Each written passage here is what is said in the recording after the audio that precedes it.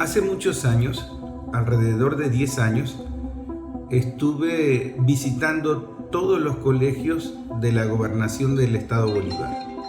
Hice una solicitud a la zona educativa porque estudiando, dando clases en la universidad y haciendo un estudio de por qué los estudiantes egresados de comunicación social no conseguían trabajo, tenían muchas debilidades en el área comunicacional, pues en ese apasionante mundo de la investigación de la comunicación nos dimos cuenta de que la comunicación estaba mutando. No solo estaba mutando, estaba naciendo una nueva cultura comunicacional en nuestras narices. Y era muy evidente la forma como estaban cambiando los hábitos de consumo de contenidos, cómo estaban muriendo casi que ya en los últimos meses, en esa agonía de algunos medios tradicionales de comunicación, como la prensa escrita, incluso como el mundo discográfico, y se han hecho muchos análisis sobre el tema. Pero en ese sentido, yo tenía una hipótesis, advertía un peligro de que esa nueva cultura comunicacional no la estábamos comprendiendo, no la estábamos investigando y ni siquiera sabíamos qué estaba sucediendo en las nuevas generaciones. El objetivo de esa visita o de esa investigación era corroborar con los docentes si ellos estaban notando algún cambio en los muchachos en sus procesos de aprendizaje por las nuevas tecnologías. Y efectivamente sí, estaba sucediendo ese cambio. Uno de esos cambios que me lo alertó una docente, una joven docente de maternal, estos niveles de niños de 4 años, 5 años. Ella me decía que había visto muchos niños que todavía no dominaban la lectura, que dominaban muy bien el lenguaje visual del YouTube, que sabían conectarse en YouTube, que sabían buscar en YouTube con muy poca edad. En ese entonces comenzaban los teléfonos a desarrollarse casi que a diario, una nueva opción, una nueva aplicación. La tecnología estaba a un ritmo endemoniadamente rápido y no se percataba nadie, aún no se percata nadie de los peligros que estaban por suceder. En aquel entonces el teléfono básicamente era una necesidad obvia, que era la de comunicarse.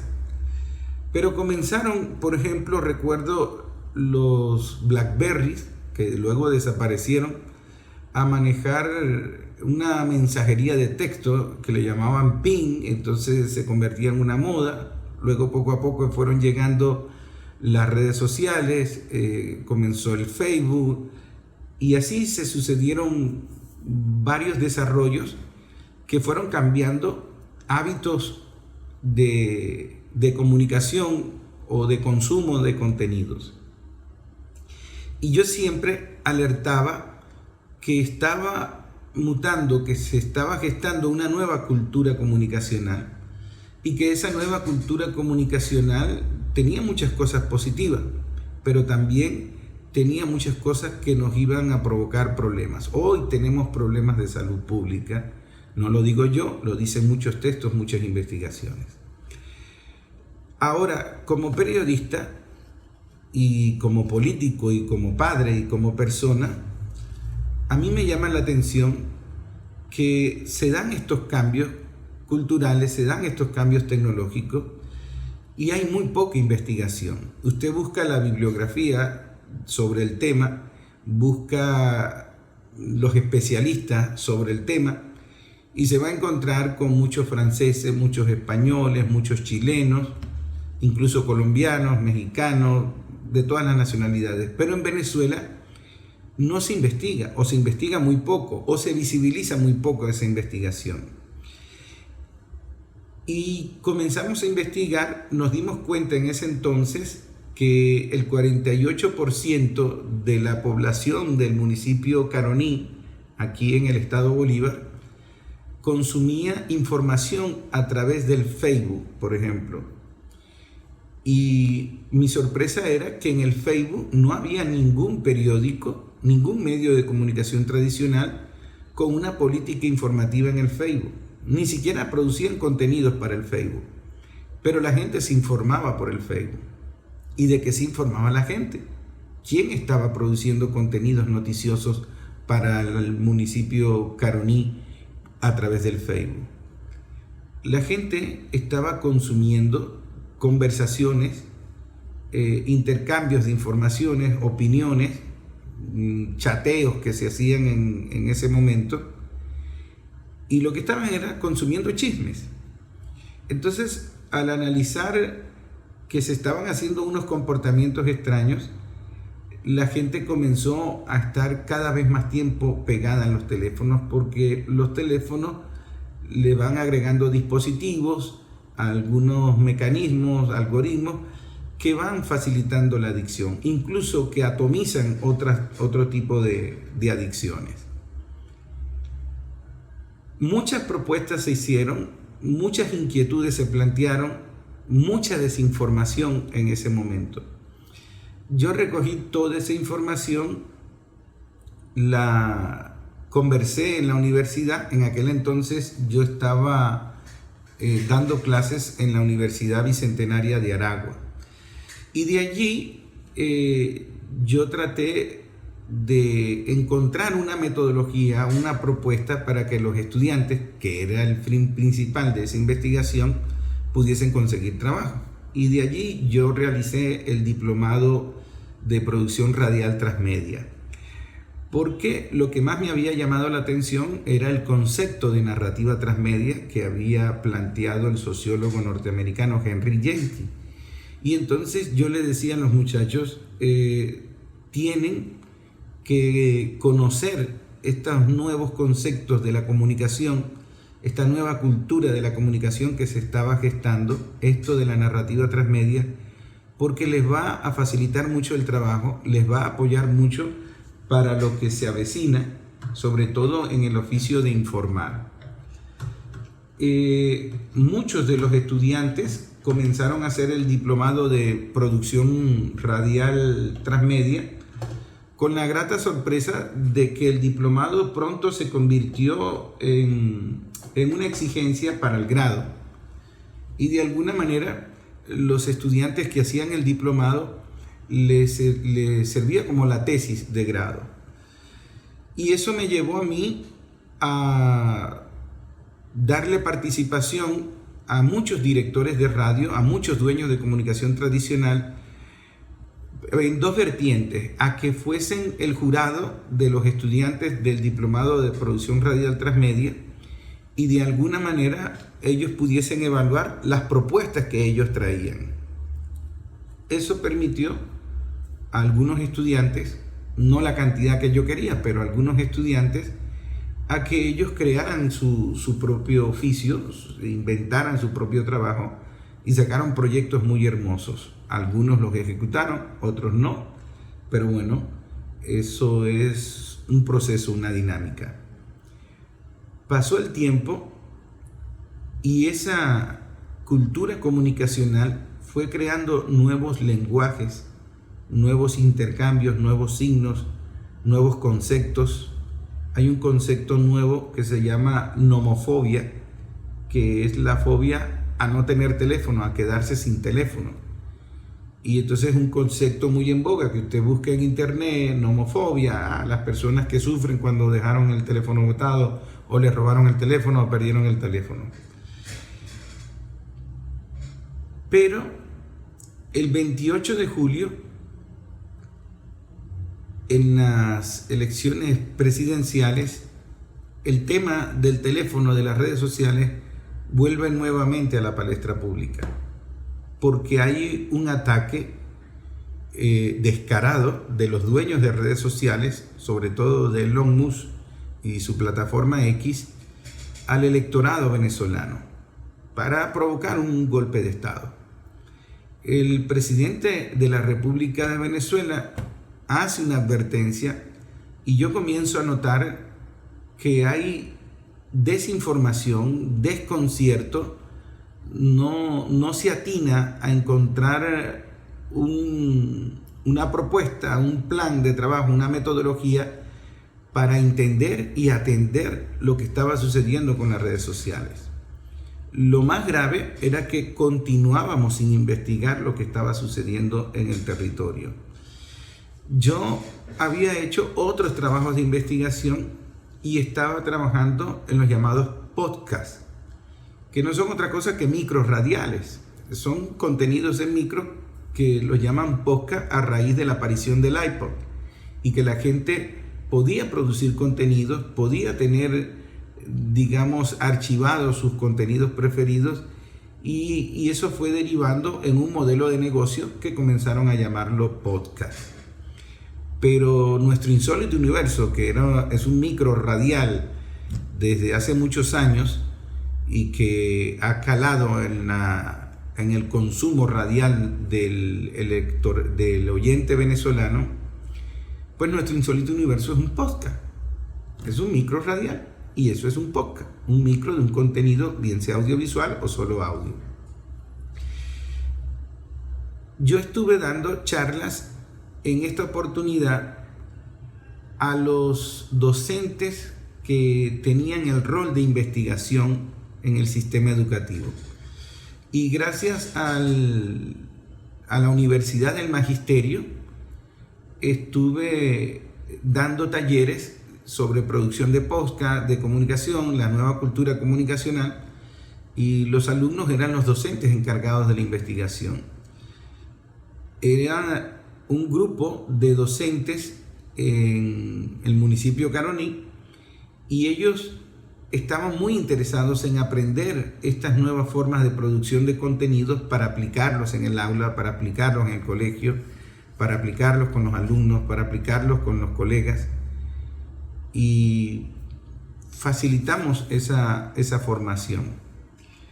Pero ha pasado el tiempo y seguimos sin investigar y sin atinar lo que está sucediendo. Creo que el principal error es no escuchar a los muchachos, no escuchar a los estudiantes, no ir al territorio de los muchachos y comenzar a preguntar, a sentarse a escucharlos. Queremos ir a darles un sermón, a darles una charla, a darles un discurso, luego de leer un libro de un autor español, de una editorial española, chilena, etc. Pero no nos damos cuenta de que nosotros, aunque hay una nueva cultura comunicacional que tiene alguna forma hábitos similares, siempre hay algo que nos diferencia en el territorio, y siempre hay que investigar en el territorio. Es decir, hay que ir al aula, investigar en el aula y abordar a los estudiantes y ver lo que está sucediendo, ver cómo se están comunicando.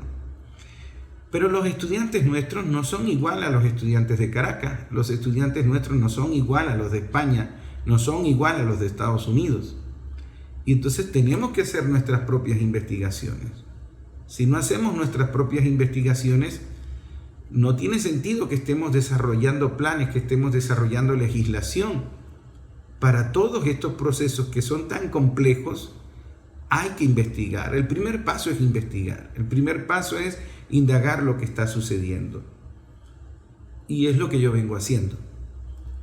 Con limitaciones, porque uno no tiene el respaldo de una institución, no tiene financiamiento, no tiene patrocinio. Es simplemente sentido común y voluntad política por tratar de comprender un problema que se está presentando y tratar de advertir de que se trata de un problema de salud pública que todavía no nos ha explotado en la cara, pero nos va a explotar en la cara.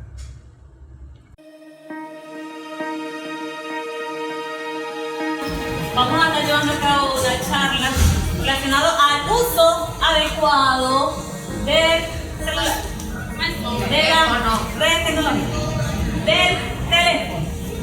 ¿Cuántos aquí quieren aprender? Levanten la mano. Más. A la segunda, a la tercera quiero ver todos levantando la mano. 1, 2, 3. Al periodista David Medina, quien va a estar llevando a cabo la charla, y usted va a estar con oído presto. También pueden hacer preguntas, ¿sí? También pueden hacer preguntas. Esta charla es corta. Solo si hacemos silencio y prestamos atención, vamos a aprender bastante. Así que con ustedes, el periodista David Medina para la charla del uso del celular. Gracias. En el año 2010, este tipo de teléfonos que son iPhone, ellos inventaron la cámara, el lente de la cámara reversible. Es decir, yo me estoy grabando allí sin necesidad que otra persona me grabe y volteo la imagen. Saluden allí. Para que sean famosos. Ok. Este invento de la cámara reversible, que yo me puedo grabar a mí, que yo puedo estar en cualquier parte. Miren, estoy aquí en el colegio compartiendo con los chamos más inteligentes de San Félix, ¿qué tal? Y entonces, ¿no son los más inteligentes? Bueno, este cambio tecnológico se dio en el 2010, aparte de otros cambios tecnológicos. Pero, ¿qué es lo que permite esto? Que yo me puedo grabar, que yo puedo producir contenido, que yo puedo compartir contenido. Y eso fue un cambio diametralmente distinto que cambió los hábitos de consumo de contenido, alejó al muchacho de la mesa del comedor, alejó al muchacho en la fiesta, lo aisló de todo el mundo. Y son cambios de comportamiento, pero hay un cambio de cultura. Es una crisis comunicacional mucho más grande. Les explico por qué.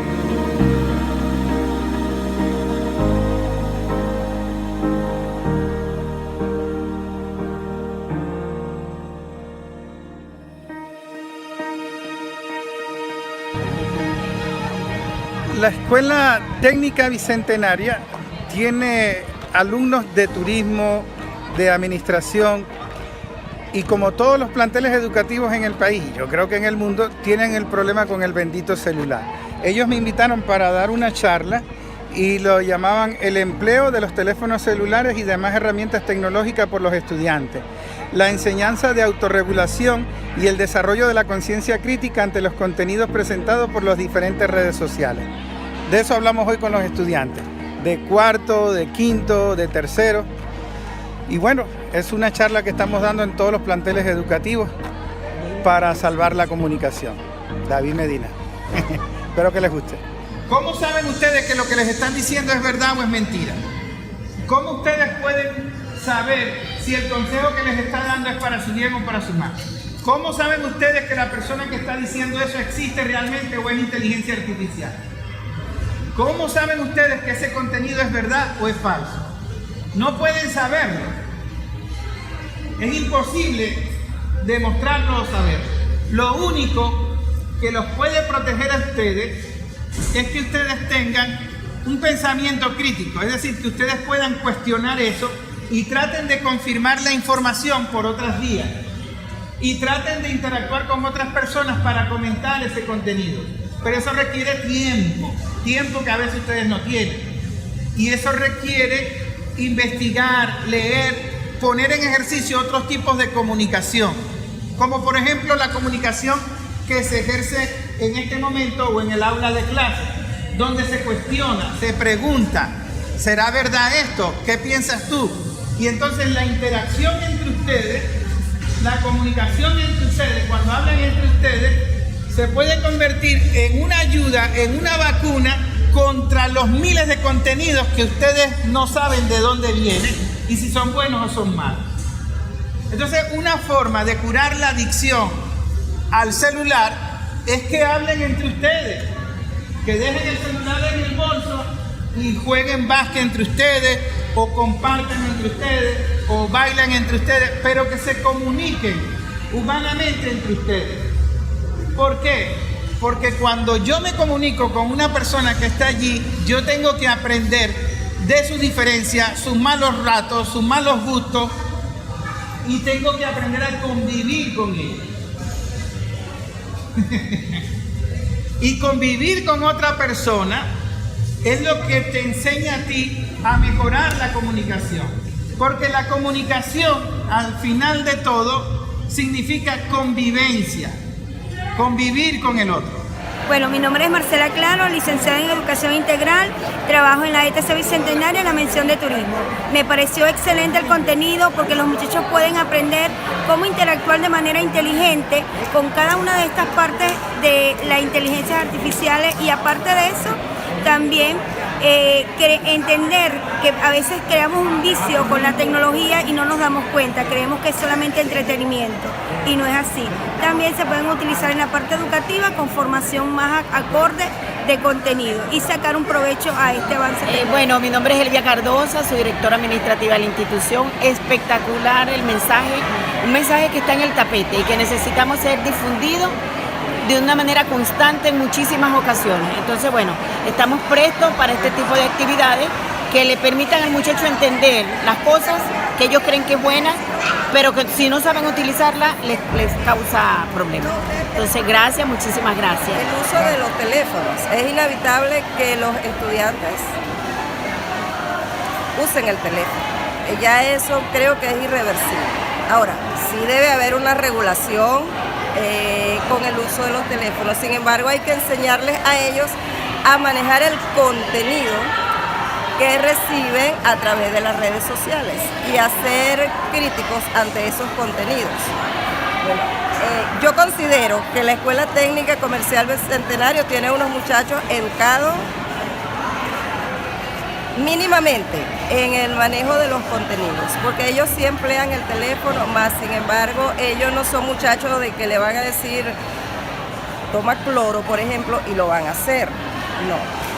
Nosotros tenemos una regulación, la institución tiene prohibido en las aulas el uso de los teléfonos, más sin embargo se hace difícil controlar porque los padres le dan el teléfono, les compran el teléfono.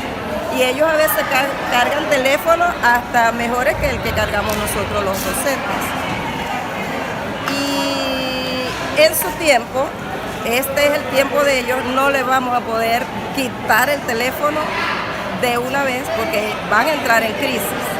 Entonces, las autoridades, las regulaciones, las instituciones, conversando con ellos es que ellos pueden crear conciencia y con la normativa que haga la institución. Entonces me parece muy interesante, siempre lo escucho por la radio, el mensaje que transmite, el contenido, me parece que es una persona seria, que sabe trabajar con adolescentes, aparte tiene profesión, tiene conocimiento docente, porque eres profesor universitario, ¿no? Entonces, por eso la invitación y agradecida. Gracias.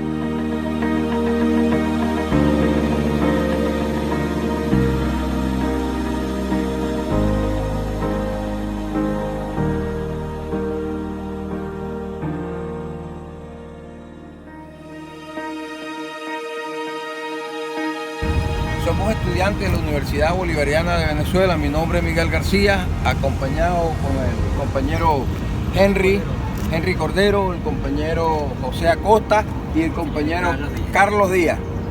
Estamos en este momento haciendo presencia aquí al frente del Centro Kiara, buscando al compañero David Medina, el cual nos va a acompañar a dictar una charla sobre los retos virales, cómo está influyendo de la forma negativa en las redes sociales y los retos virales en la salud de nuestros niños. Nos dirigimos en este momento hacia el Core 8 en el Colegio Fe y Alegría, donde nos están esperando para dictar esta charla. Pues. Gracias. Alcen la mano los que tienen teléfono. ¿Todos ustedes tienen teléfono? Sí. ¿El teléfono es de ustedes o de sus padres? ¿Y ustedes pasan mucho tiempo pegados al teléfono?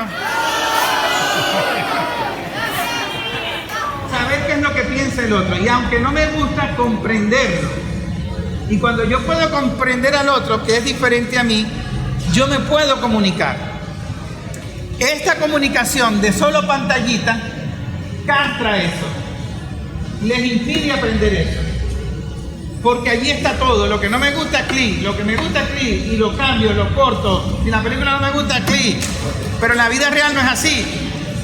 Si no me gustan mis padres, clic. Ustedes no pueden hacer eso.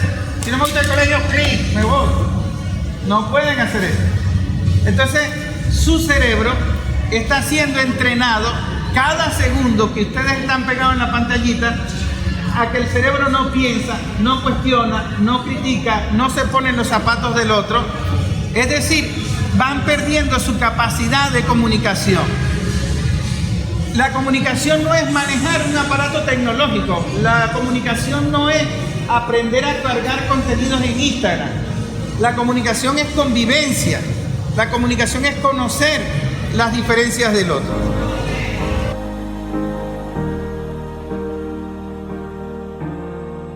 Ahora bien,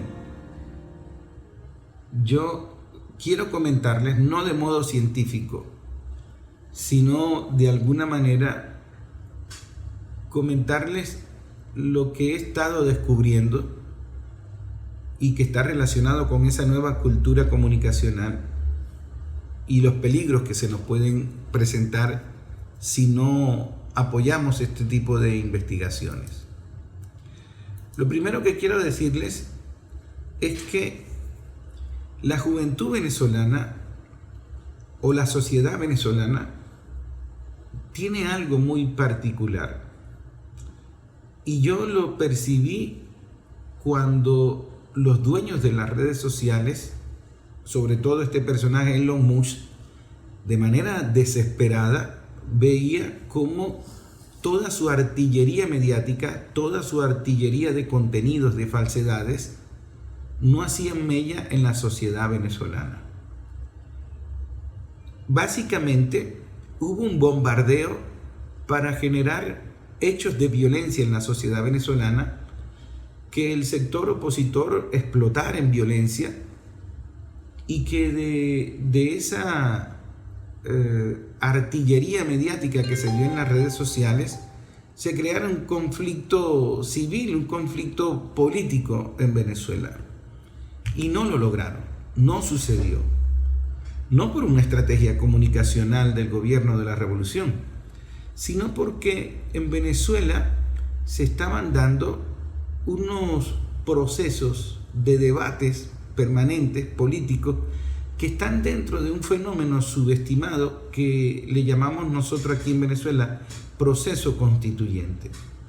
Entonces, el proceso constituyente ha desatado otros procesos políticos muy interesantes, que es experiencias de comunicación oral, experiencias de debate político.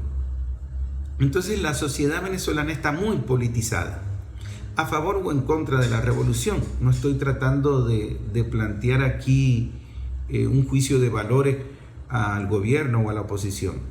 Lo que estoy planteando es que hay una comunicación permanente en lo político que toca a la familia, que toca a los niños, que toca a todo el mundo. Jamás yo he visto una sociedad tan politizada, hablando tanto de política, hasta en lo superficial, hasta en los chistes, hasta en las bromas. Entonces, ese debate político permanente, de alguna manera, lleva al venezolano a ser muy oral, a comunicarse mucho. Incluso la comunicación a través del WhatsApp es una comunicación oral. La gente por WhatsApp escribe como habla. Ni siquiera le interesan las reglas ortográficas. Ni siquiera le interesa el tener un protocolo educado de comunicarse. No, la gente en el WhatsApp envía nota de voz, escribe como habla. Es como una comunicación oral que encuentra a través de la tecnología nuevos lenguajes, nuevos signos, nuevos símbolos. Entonces, ese proceso político en Venezuela de alguna manera activó un mecanismo de defensa contra la artillería mediática de los dueños de redes sociales que no lograron incendiar el país como lo lograron en otros países, en otras culturas, en otras latitudes. Eso a mí me llamó la atención. Eso se ha investigado poco. Creo que la única persona que yo he visto con dominio del tema es el diputado zuliano Juan Romero, que escribió un libro donde habla del neofascismo, habla del ciberataque, habla de estos temas, y cuando estuvo aquí en la radio estuvimos tocando esos temas, y es por lo menos uno de los pocos políticos que yo encuentro que domina el tema. Entonces, eso me llevó a mí también a estudiar en la política, en la comunicación política. Y, por ejemplo, yo critiqué en su momento al presidente Nicolás Maduro cuando él en campaña le decía a la gente que abrieran sus grupos de WhatsApp, que buscaran toda su estrategia en los grupos de WhatsApp. Y yo reflexionando, yo decía, eso es un error, eso es tecnología. Lo valioso de la comunicación revolucionaria es la comunicación humana, la dimensión humana de la comunicación oral, el debate, el cara a cara. Eso es lo que nos está resultando a nosotros efectivo para curarnos de los fake news, para curarnos de todo eso, el debate político. Yo reivindico el debate político como una herramienta estratégica contra estas nuevas tecnologías, con la mala intención de los dueños de estas tecnologías, porque la tecnología en sí también puede darnos provecho. Entonces, yo recuerdo que el presidente decía, todo el mundo a crear WhatsApp, y a los meses, todo el mundo a eliminar WhatsApp, todo el mundo salgase de WhatsApp. Entonces me di cuenta que hay un problema de comprensión. Entonces nos quedamos en la amenaza del imperio con los dueños de las redes sociales, pero no entendemos que hay una crisis comunicacional. Que hay una crisis comunicacional porque hay una nueva cultura comunicacional, y como lo dice el filósofo francés que es experto en comunicación, Dominique Walton, en su libro Salvemos la comunicación, él plantea algo que yo estoy de acuerdo, que tenemos en riesgo la comunicación humana, y poner en riesgo la comunicación, vaciar la comunicación de todo sentido, vaciar la comunicación de concepto, de valor, y quedarnos en una comunicación estúpida, superficial, sin memoria, sin arraigo, sin presencia humana, sin dimensión humana, nos puede llevar a conflictos mucho más graves. Se me antoja que tengan ustedes la metáfora de la Torre de Babel, donde nadie se podía entender con nadie. El surgimiento del fascismo, que encuentra una grieta a través de esa incomunicación que nos está provocando las nuevas tecnologías. Y entonces parece una contradicción que mientras más herramientas tecnológicas que facilitan la comunicación, perdemos la comunicación humana y no nos comunicamos. Todo esto es solo un abreboca de lo que está sucediendo en una nueva cultura comunicacional. Uno de los mayores peligros que se están gestando es cómo está afectando el proceso de aprendizaje, cómo está afectando físicamente al cerebro, neurológicamente al cerebro, y sobre todo una adicción al teléfono. Nosotros tenemos mucha experiencia con las adicciones, la raza humana tiene mucha experiencia con las adicciones. Sin embargo, tardamos mucho en entender las adicciones y en encontrar mecanismos para superar esas adicciones. Por ejemplo, en Venezuela es muy común la adicción al alcohol. Venezuela llegó a ser uno de los países de mayor importación de whisky. En la época del Tabarato Dame II, lo que más se importaba en este país era whisky. Y teníamos una cultura alcohólica, de alcoholismo social, y eso afectó a toda América Latina. la adicción al cigarrillo, el tabaco. Tardamos mucho tiempo para regular el tabaco, el cigarrillo y encontrar que era necesario prohibir los espacios donde se podía fumar. Y entonces usted comienza a encontrar carteles en todos lados: zona libre de humo, aquí está prohibido fumar. La gente fumaba hasta en los aviones. Y entonces fuimos avanzando, conociendo el daño del humo en los pulmones, y nos dimos cuenta de que la nicotina, de que todos esos químicos que usaban con los cigarrillos producían adicción y producían cáncer. Y de alguna manera se logró disminuir el consumo de cigarrillos, se logró disminuir la adicción. Ahora, con el teléfono sucede una adicción casi que invisible. Y no es una adicción al niño solamente, una adicción del joven.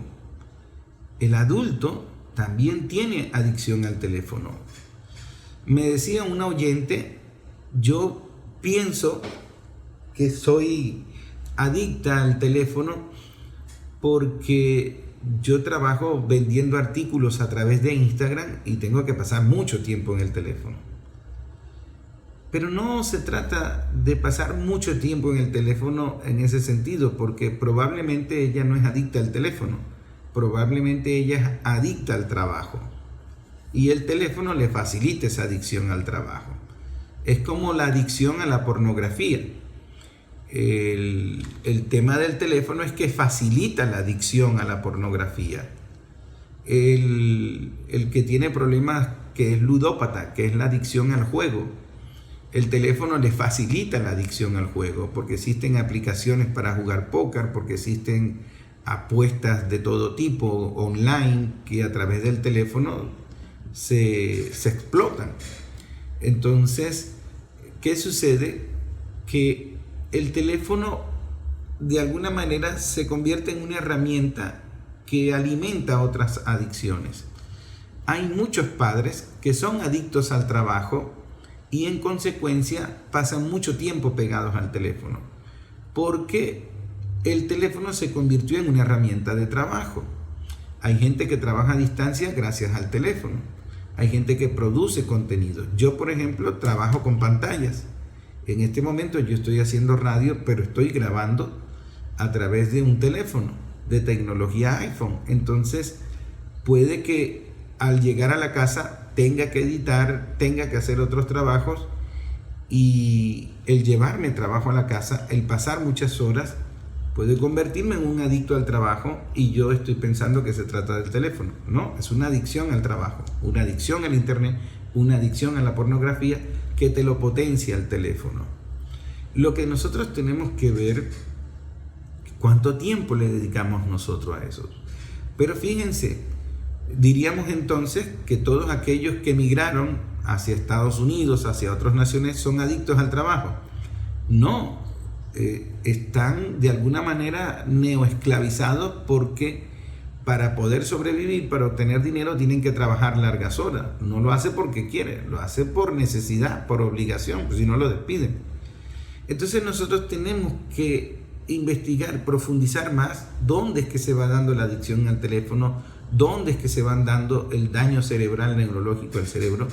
Y por eso hay que hablar con el muchacho, preguntarle al muchacho, tratar de comunicarse con el muchacho. Yo fui al Liceo Machado, se llama ahora así, en homenaje al doctor Zuliano que inventó el bisturí de diamante, pero es mejor conocido como Los Olivos, el Liceo Los Olivos, y tuve una charla con los estudiantes. Había un graffiti escrito con marcador en la pared de una escalera, y entonces era una reflexión, era un poema donde una niña preguntaba cómo aman los hombres, que por qué ella no podía entender cómo amaban los hombres, por qué a los hombres solo les interesaba el sexo, que si ella era la del problema. Y ese poema o esa reflexión, yo le digo poema porque me conmovió, me enterneció y le percibí, como llamamos nosotros guataca, le percibí poesía, le percibí prosa. Sin embargo, es una reflexión, un deseo de comunicarse. Ella planteó un debate de la educación emocional. Entonces yo planteaba a los muchachos y a los docentes que me invitaron para esa charla, ¿quién está educando emocionalmente a los muchachos? ¿Por qué el muchacho no pregunta eso a sus padres? ¿Por qué esa conversación no se da en la casa?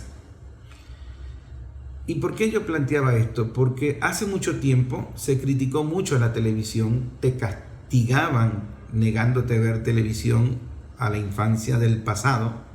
A mí me tocó que me castigaban prohibiéndome ver televisión, pero se criticó mucho a la televisión y se habló de la televisión que estaba educando emocionalmente a los chicos, porque los modelos educativos todavía no comprendían esto del manejo de emociones, no había una educación emocional en el colegio. Se supone que eso debía enseñarse en la casa, en la familia, pero no todas las familias estaban en condiciones de educar emocionalmente.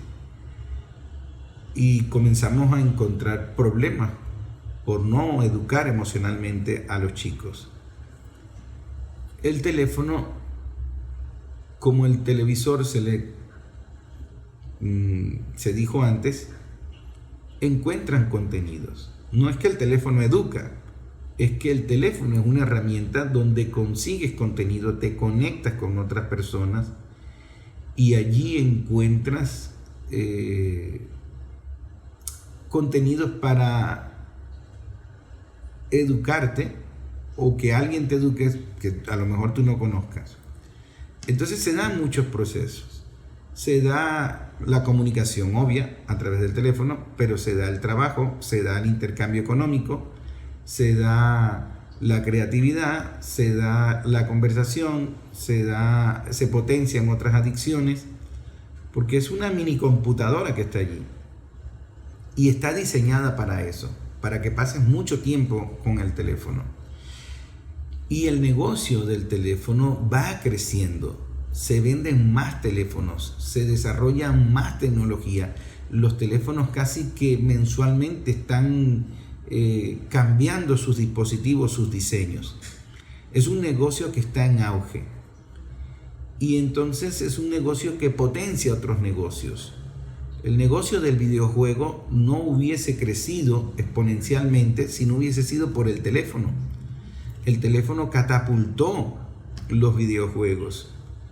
Incluso las consolas comenzaron a mutar y a entrar en aplicaciones dentro de los teléfonos.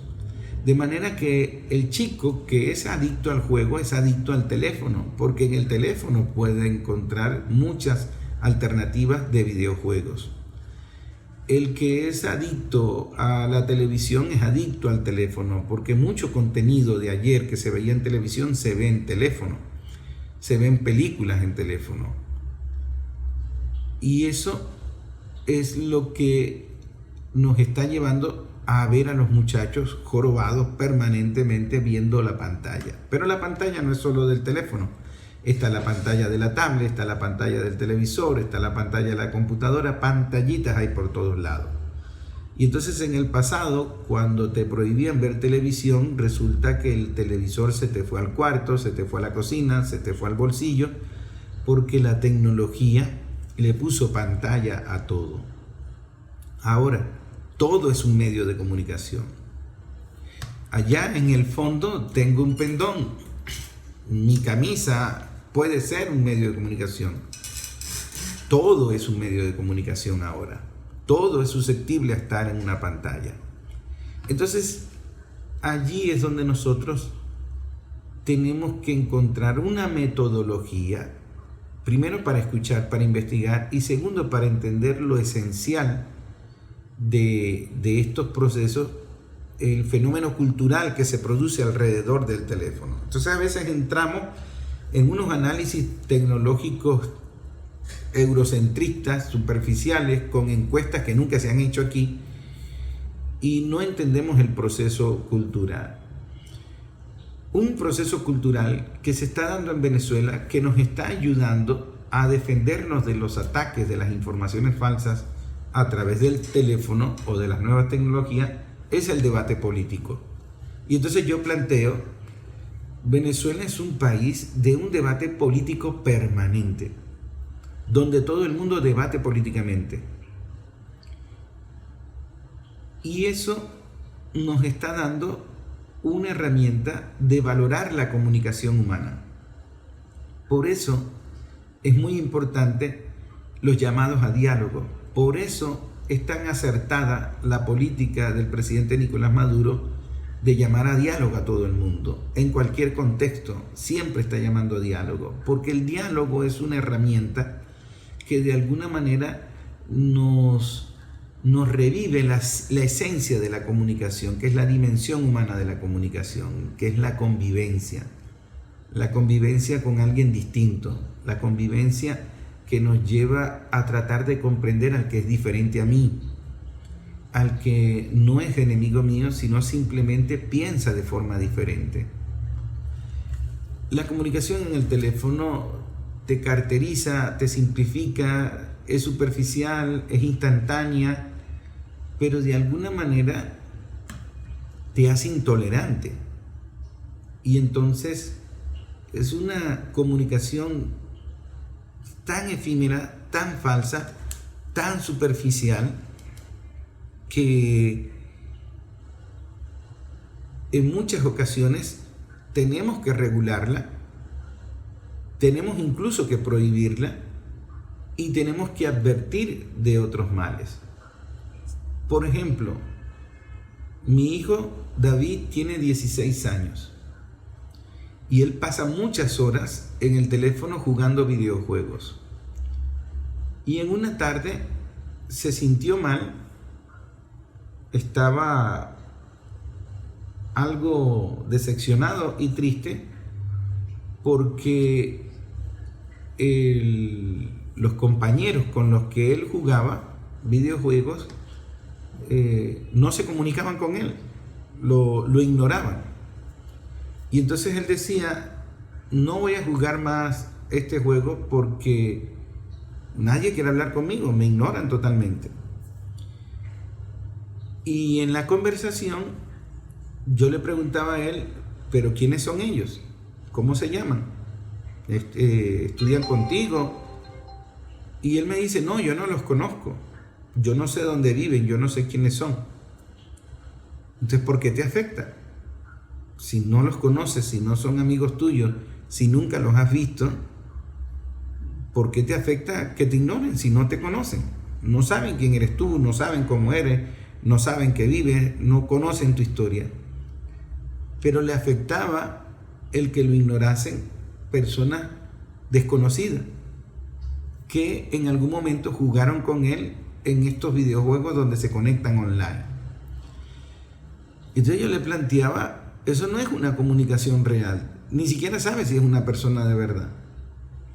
Entonces valora la comunicación de los amigos de verdad, valora la comunicación de los amigos que tú ves, que tú puedes tocar, con los que puedes jugar básquet, con los que puedes comer, con los que puedes correr, con los que puedes chapotear en un charco, como lo hacía uno de niño cuando jugaba fútbol bajo la lluvia.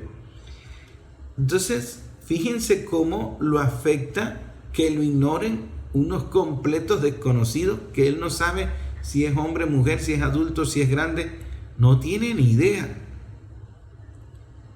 Porque te va envolviendo en una comunicación ficticia donde tú te crees que son amigos, que son seguidores, que se divierten contigo, y es una socialización virtual.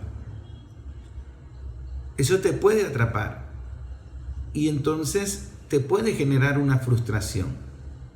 Y como decía un psicólogo español, Maxi, creo que se llama, que es de quien usted va a tener a encontrar más contenido sobre la adicción al teléfono, que la frustración te lleva a la depresión o a la adicción. Entonces encontraba a mi hijo de 16 años con una frustración porque lo estaban ignorando personas que él no conocía, que no tenían ni la menor idea de si eran reales o no, porque en algún momento jugó con ellos online un videojuego, y así muchas otras cosas. Entonces este estudiante que escribió el poema en el Liceo Los Olivos, el Liceo Machado, esta adolescente estaba planteando su problema de educación emocional en la pared. Y yo decía, por fin alguien volvió al graffiti, por fin alguien volvió a la cartelera, a la pared. Eso lo hacíamos cuando jóvenes de estudiantes. Y se dejó de hacer cosas en el teléfono. Y la mayoría de las estudiantes, sobre todo las niñas, que son las más adictas al teléfono, la mayoría de las niñas me decían que esos no eran temas de conversación con sus padres, que no se atrevían. Y siempre ha sido así. Los jóvenes buscan esas conversaciones con los amigos, cuando tienen amigos. Otra experiencia que me llamó la atención son los videojuegos, son los que más producen adicción en los chicos. El juego que más encontré, que lo conocían todos, porque tiene una versión gratuita muy amplia, es Free Fire. Es un juego de sobrevivir, de supervivencia, en el que tienes que matar. Y entonces tiene también las facilidades que tiene el Roblox, el juego, que te puedes inventar el juego. Puedes crear roles, personajes, narrativas. El algoritmo te permite a que tú puedas crear tus propias narrativas de juegos. Eso me lo explicaban chicos de 10 años, de 9 años. Ellos me decían, pero en Free Fire tú puedes inventar tu historia también. Tú puedes inventar tu juego. Y todos los colegios que yo visité juegan Free Fire. Es decir, es un juego más común en los chicos de los colegios aquí en el municipio de Caroní. Obviamente no es un dato científico, no hice una encuesta, pero me sorprendió que en San Félix, en Puerto Ordaz, en Unare, por ejemplo, en Moreno de Mendoza, en la parroquia Universidad, todos los chicos conocen el videojuego. Y las niñas conocen el videojuego y juegan el videojuego. Es muy común ese videojuego. El contenido de las producciones audiovisuales coreanas, las cantantes de música de Corea del Sur, lo que llaman el K-pop, es muy común. Me decían las chicas, sobre todo de cuarto año, que consumen muchas historias de amor coreanas, las telenovelas. ¿Y quién no consumía telenovelas? La abuela no le podía tocar el televisor a las 9 en punto porque ella tenía que ver su telenovela. Y la conversación de la telenovela era la conversación de un miembro de la familia. Uno no sabía si estaban hablando de un pariente que uno no conocía o de un personaje de la telenovela, porque la familia sufría con la telenovela. Y resulta que la telenovela se sigue consumiendo, pero como no producen telenovelas venezolanas porque no hay formación de guionista y les importa un bledo la creatividad, los guiones, las historias buenas, entonces las telenovelas venezolanas no sirvieron por un carajo desde hace rato porque no querían pagar un guionista y entonces las historias eran las mismas. Entonces la alternativa de las nuevas generaciones son las telenovelas coreanas y las telenovelas turcas, pero más que todo las telenovelas coreanas porque se dedican a los adolescentes. La mayoría de las telenovelas coreanas son telenovelas dirigidas a los adolescentes con el tema del amor. Lo que escribía la niña de cómo aman los hombres Pues resulta que las telenovelas coreanas están enseñando a las niñas venezolanas del municipio de Caroní cómo aman los hombres, cómo se deben amar los hombres, cómo es el noviazgo. Ahí se están educando emocionalmente. Eso está sucediendo. Y eso puede provocar adicción. ¿Por qué? Porque la estructura de los guiones, el diseño de las historias, que las llaman temporadas, están creados por especialistas para captar tu atención 2 horas, 3 horas, 4 horas, 5 horas, y eso no tiene nada que ver con el joven, tiene que ver con el adulto también. ¿Por qué? Porque cuando tú te lanzas un maratón de tu serie preferida el fin de semana, y te lo dicen así, me voy a dar un maratón. ¿Qué es un maratón? Pasar todo el fin de semana viendo una serie de televisión. Eso termina provocando adicción. Y si no provoca adicción, eso te está alejando de la vida real. ¿Cómo es que tú te vas a meter 8 horas viendo una serie de televisión o viendo una telenovela?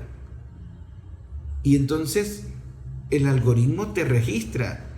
Mira, este está conectado 4 horas viendo esta serie. ¿Qué van a hacer los productores? Te van a hacer la siguiente temporada y le van a decir al guionista, mira, invéntame otra historia más, porque esto va muy bien. Esta gente se está conectando 4 horas viendo la serie, así que vamos a sacar la segunda temporada, vamos a sacar la tercera temporada, vamos a sacar la cuarta temporada, y gana plata todo el mundo, pero a costillas de el que está consumiendo y se está desconectando de la realidad por 8 horas, por 7 horas, por 12 horas. ¿Qué estamos haciendo? No estamos investigando eso. No estamos regulando eso. Ni siquiera estamos comprendiendo eso. Pero resulta que a través de la telenovela, que a través de la película, que a través de la serie, también te educan políticamente. Porque entonces es que es tan descarado que políticamente te crean una serie de Bolívar y entonces te convierten a Bolívar en un personaje de una telenovela. O te crean una serie de Chávez. Y entonces en Colombia crearon una serie de televisión de Chávez, buscaron al actor que hizo el personaje de Pablo Escobar para que hiciera el personaje de Chávez.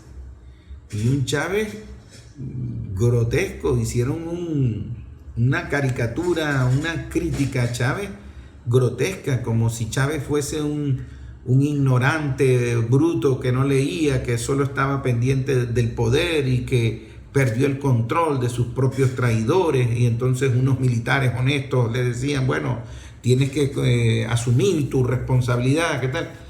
Y entonces el Chávez humano, el Chávez filósofo, el Chávez lector, el Chávez valiente que peleaba por la unidad de los pueblos, el Chávez que dio democracia participativa y protagónica, que le dio alfabetización al pueblo, el Chávez que habló de una nueva constitución creada por el pueblo, gestada desde el pueblo.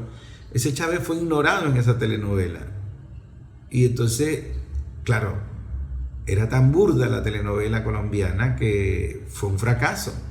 No lo digo yo, lo dijo el mismo actor protagonista de la serie, el que encarnó a Chávez. Dijo que el peor error de su vida fue haber encarnado ese bodrio de personaje para atacar a Chávez, y que fue un fracaso.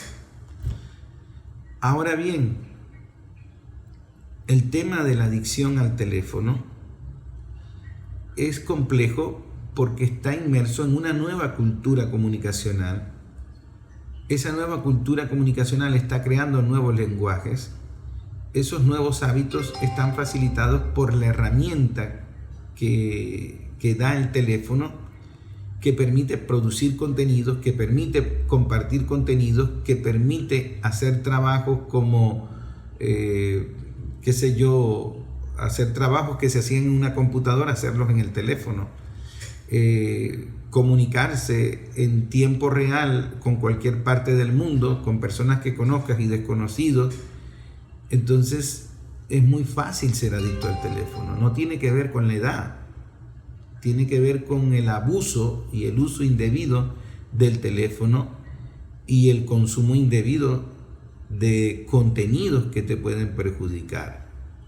Pero además, el teléfono son estímulos visuales, impulsos que están afectando tu cerebro, que lo están afectando físicamente.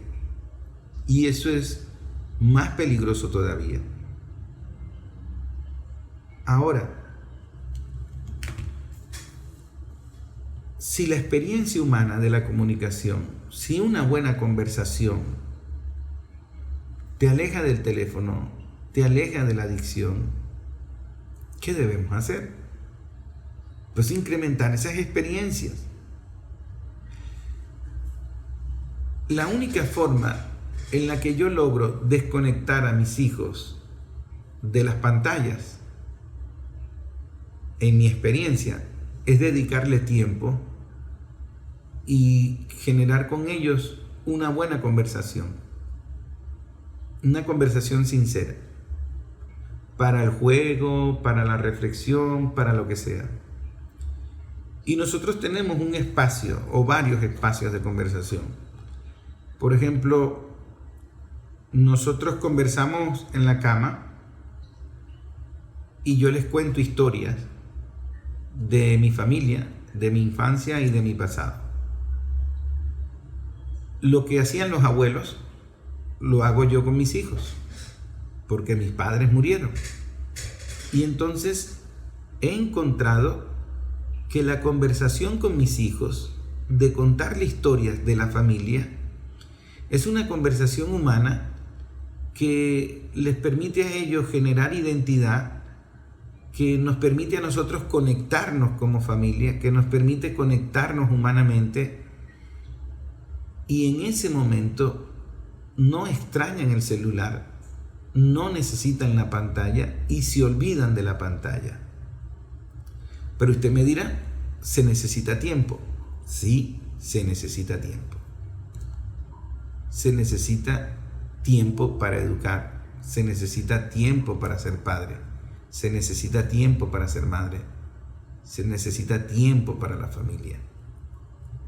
Y nosotros hemos perdido la percepción del tiempo por el telefonito. Somos más impacientes, queremos las cosas ya. Pero no siempre fue así. Pues nuestros abuelos se educaron muy bien, la pasaron muy bien, sin pantallita, sin teléfono. ¿Cómo es que ahora no podemos vivir sin teléfono? Si nosotros tuvimos 200 siglos viviendo sin teléfono. Y viviendo bien, tampoco fue que no fue mal porque no había teléfono. Son percepciones. Porque estas industrias transnacionales que ganan mucho dinero tratan de que tú sientas de que no puedes vivir sin teléfono. Y eso no es verdad. Tú puedes vivir sin teléfono. Haz la prueba. Yo he pasado días o he viajado y he dejado el teléfono o lo dejo descargar y no lo cargo. Me desconecto. Entonces tienes dos herramientas que puedes probar. La conversación humana, la conversación sincera con tus hijos, con tu familia, con quien te dé la gana. Y el desconectarte. Desconectarte del teléfono. A ver cómo te va. ¿Por qué esa obsesión de saber lo que está pasando en el mundo en tiempo real? De saber lo que le está pasando a cualquier artista idiota que quiera llamar la atención permanentemente en el teléfono haciendo ridiculeces. ¿Por qué nosotros tenemos que saber eso? ¿Por qué nosotros teníamos que saber los detalles de la ridícula separación de Shakira con Piqué? ¿Por qué eso era importante para nosotros? ¿Por qué teníamos que leer eso? Eso es un problema marital entre ellos. La industria del entretenimiento lo convierte en mercancía.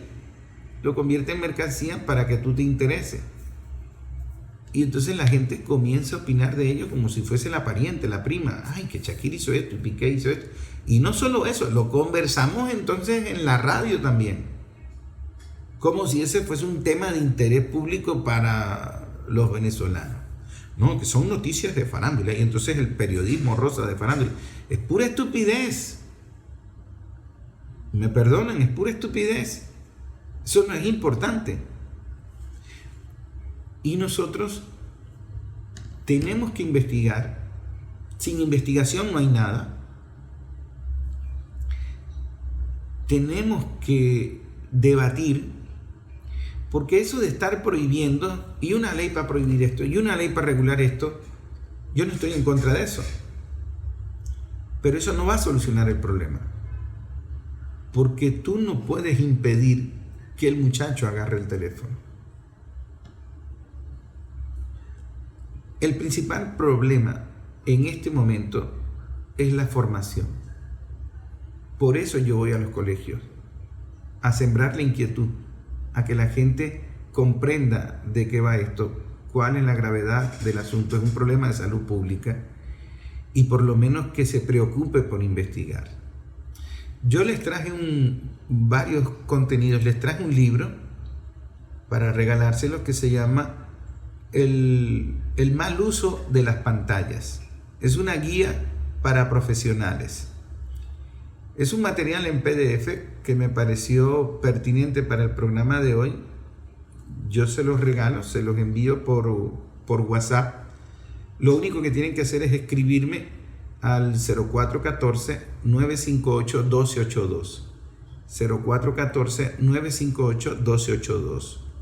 Y les envío esta guía para profesionales sobre el mal uso de las pantallas, como una herramienta, como una lectura recomendada, como una tarea para que usted, que de pronto no comprende este asunto, usted vaya entendiendo qué son las TICs, a qué le llaman la generación X, cuáles son las ventajas de las pantallas, las desventajas, cómo va esto del teléfono, los videojuegos, las redes sociales.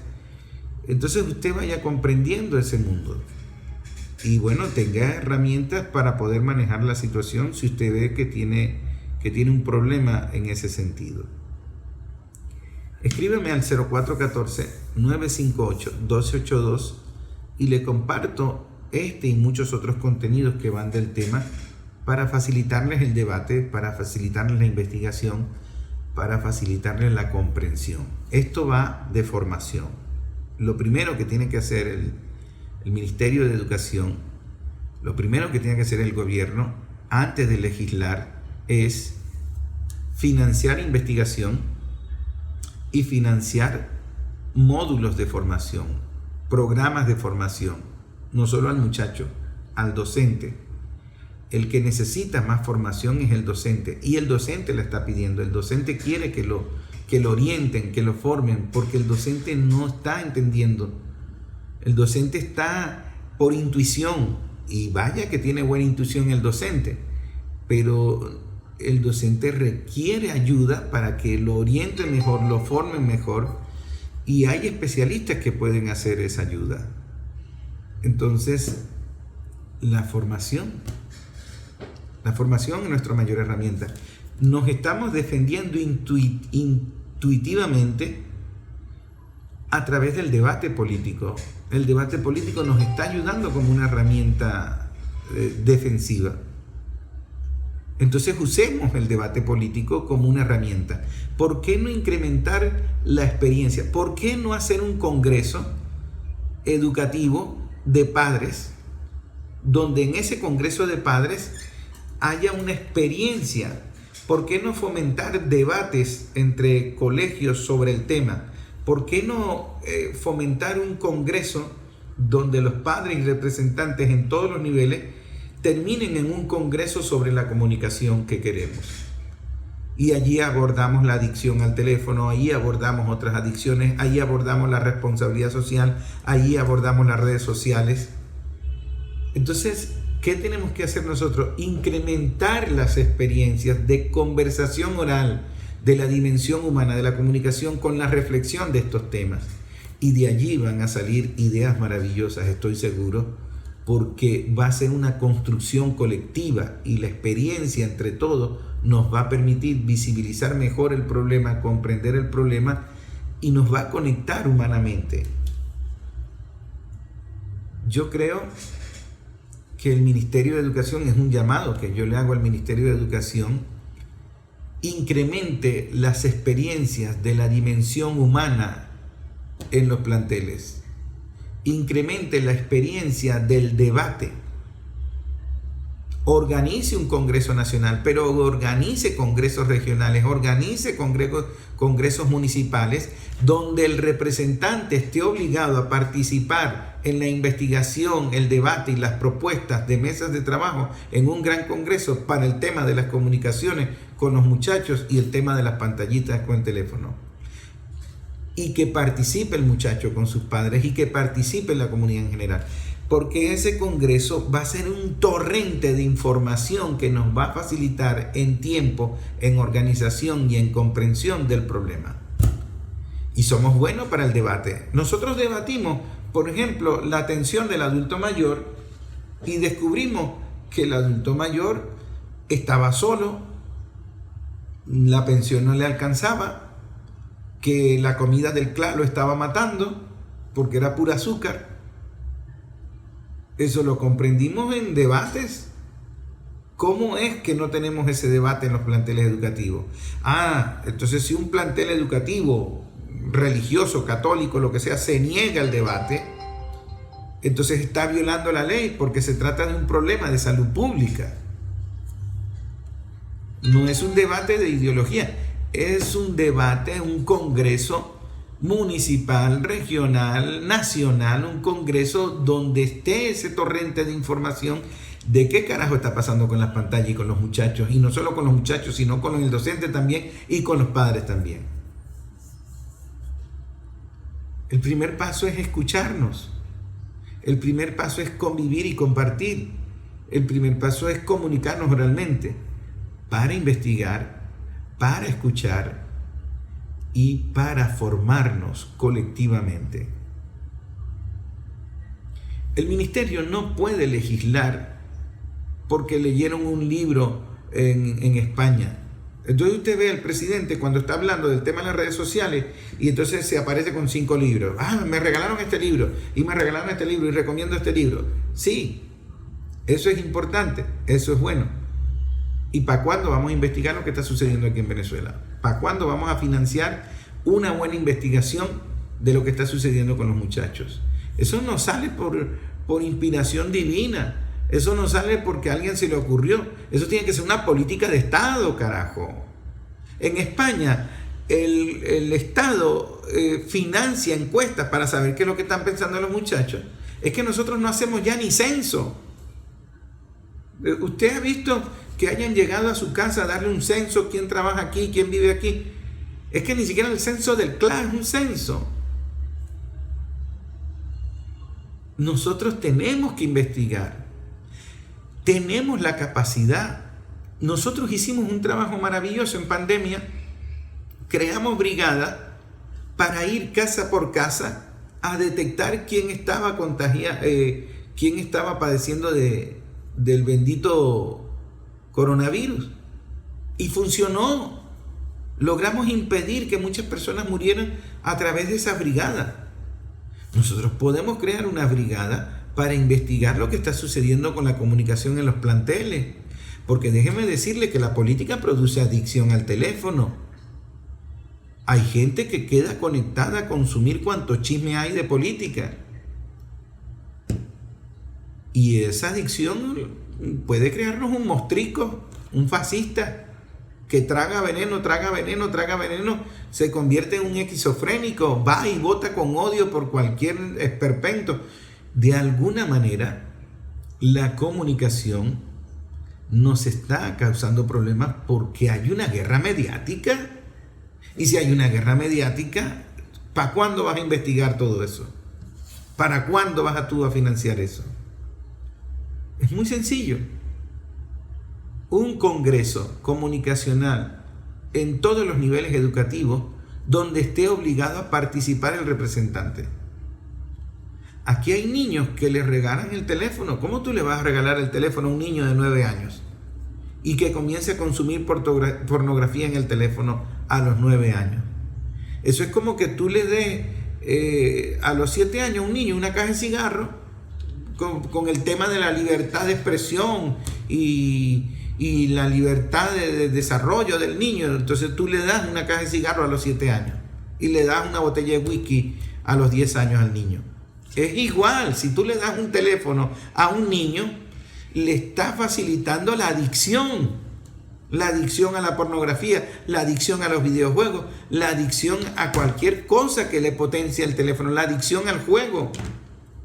¿O es que ustedes creen que en esos videojuegos de niños no se paga? Eso no es gratuito. Eso comienza en unas versiones gratuitas. Pero entonces mi hija, que tiene un juego de modas, para usar X vestido tiene que pagar. Es un pago virtual, simbólico, crash, unas monedas virtuales ahí que yo no conozco. Pero tiene que pagar. Entonces, si la niña a los 9 años se convierte en ludópata porque tú le diste el teléfono para que no te joda la vida, para que se quede ahí 8 horas tranquila, tú la estás convirtiendo en adicto. Es como que tú le digas, bueno, agarra esa caja de cigarro, siéntate ahí, fuma y no me jodas. Y a los 5 años tienes un adicto al cigarrillo y a los 10 años ya no tienes hijos porque murió de cáncer. Es un problema de salud pública. Y entonces estamos cometiendo la estupidez de darle el teléfono a un niño de 4, de 5 años, de 6 años, para que no joda. ¿Qué ridiculez es esa?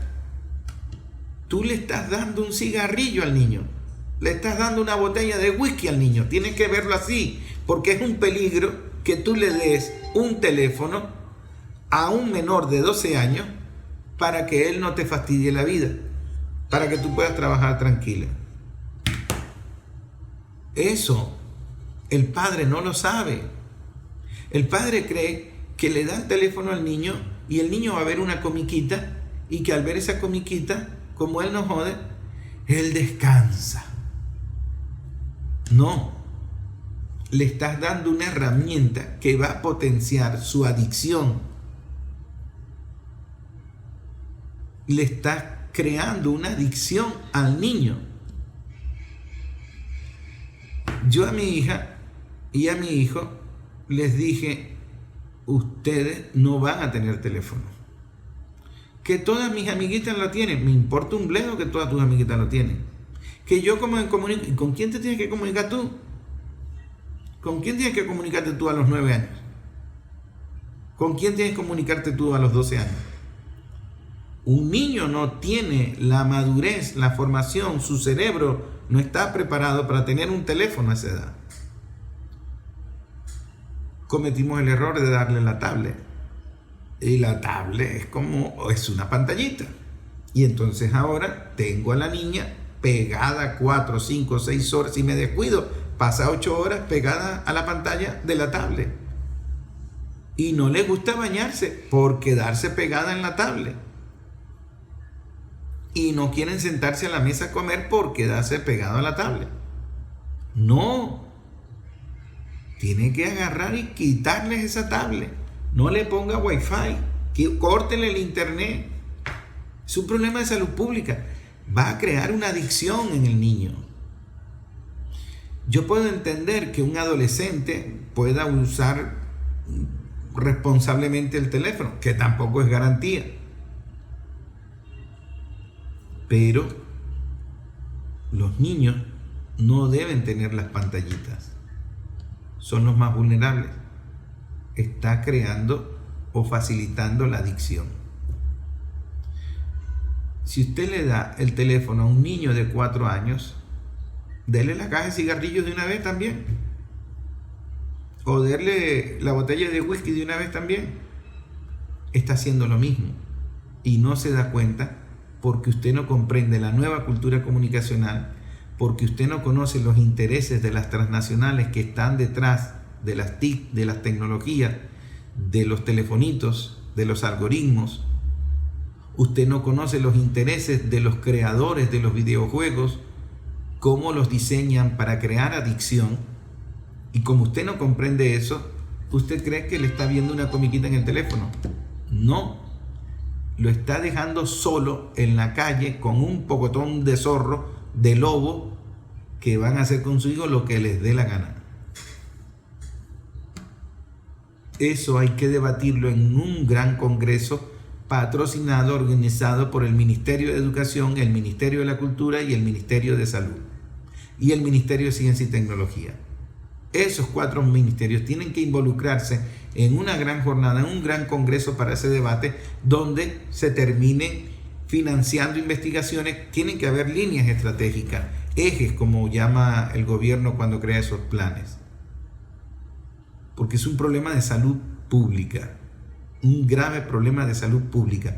Así como hay una crisis migratoria, así como hay una crisis económica, hay una crisis comunicacional. Y por eso es que la revolución en muchas ocasiones no da pie con bola en la estrategia comunicacional, porque no se da cuenta que hay una nueva cultura comunicacional y que hay nuevos problemas que tienen que ver con la salud pública, que tienen que ver con la salud neurológica de las personas por este tema de las tecnologías comunicacionales. Es un mensaje, aquel que me pueda ayudar a rodar este mensaje, que me ayude, porque esta es una lucha titánica y no se comprende muy fácilmente. Yo creo que vale la pena hacer el esfuerzo. Es un problema de salud pública en primer grado. Y en ese sentido tenemos que atenderlo. Y sí se puede. Nosotros hemos avanzado en muchas cosas. Solo que no nos permitimos debatir lo suficiente con mayor profundidad. Que el presidente lo comente en un programa y se haga un comentario por aquí, eso no es suficiente, eso no es investigación. El presidente no tiene idea de lo que está pasando en los colegios de San Félix. El ministro de Educación no tiene idea de lo que está pasando allí. Es imposible.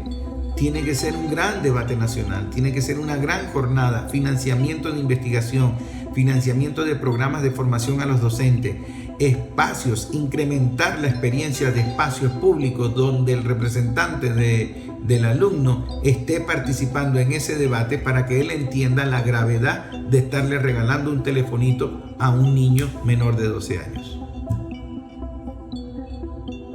Vas a tener un adicto en potencia, porque el teléfono, como la nicotina, como la cocaína, como el alcohol, crea adicción.